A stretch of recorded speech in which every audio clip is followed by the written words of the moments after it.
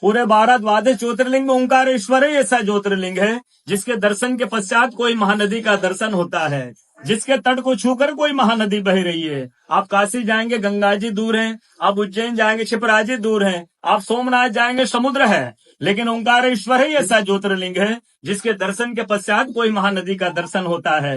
वो महानदी है रुद्रदेहाय विद्महे मैं कलकन्याज धीमहि तन्नो नर्मदा प्रचोदयात्। भगवान शंकर की देह से पसीने के बूंद से निकली है माँ नर्मदा। भारतवर्ष में जितनी नदियां हैं सब उत्तर दक्षिण दक्षिण उत्तर की ओर बहती है, लेकिन माँ नर्मदा उदय से अस्सी की ओर बहती है, पूरब से पश्चिम की ओर बहती है। भारतवर्ष में जितनी नदियां हैं उसमें नर्मदा ही नदी ऐसी है जिनके जितने कंकर हैं सब शंकर है।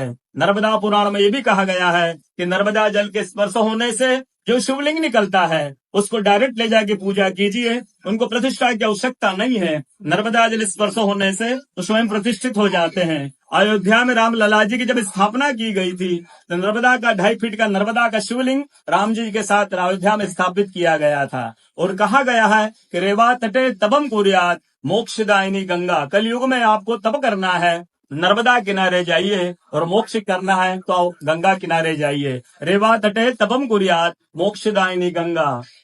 तो नर्मदा किनारे एक संत का तपस्या संत का अनुभव बताता हूँ जो वर्षों से नर्मदा किनारे रहे हैं। जब वो देखते हैं सुबह 3 से 4 बजे ब्रह्म मुहूर्त में एक कोई माई आती है, नर्मदा स्नान करके लौट जाती है। संतों को जिज्ञासा हुई कि मैं वर्षों से इस माँ को देख रहा हूँ, नर्मदा स्नान करके लौट जाती है। संत ने कहा कि कल मैं माँ से पूछूंगा, स्नान करके लौटेगी। वो माई सुबह 3 से 4 बजे ब्रह्म मुहूर्त में स्नान करके लौट रही थी। संत ने देखा माई स्नान करके लौट रही है। संत दौड़ते गए, माँ को साष्टांग दंडवत प्रणाम करके पूछा, है माँ मैं वर्षों से आपको देख रहा हूँ, अब नर्मदा स्नान करके लौट जाती है, माँ अपना परिचय दीजिए। तो माँ अपना परिचय देती है, मैं गंगा हूँ, कलयुग में शुद्धिकरण के लिए नर्मदा स्नान करने के लिए आती हूँ। बोलो गंगा मैया की जय, नर्मदा मैया की जय, ओंकारेश्वर भगवान की जय, आज के कथा के आनंद की जय, भक्त और भगवान की जय।